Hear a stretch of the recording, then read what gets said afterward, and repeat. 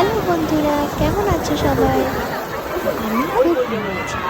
তো চলে এসেছি একটা নতুন ভিডিওতে। তো দিনের আলো ফুটতে না ফুটতে আমরা বেরিয়ে পড়েছি সমুদ্রে স্নান করবো বলে।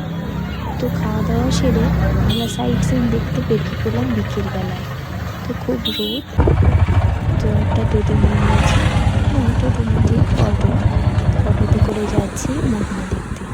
তো ওখানে গিয়ে দেখা হলো সেই সমুদ্রের সৈকতের মিলনস্থল মোহনা।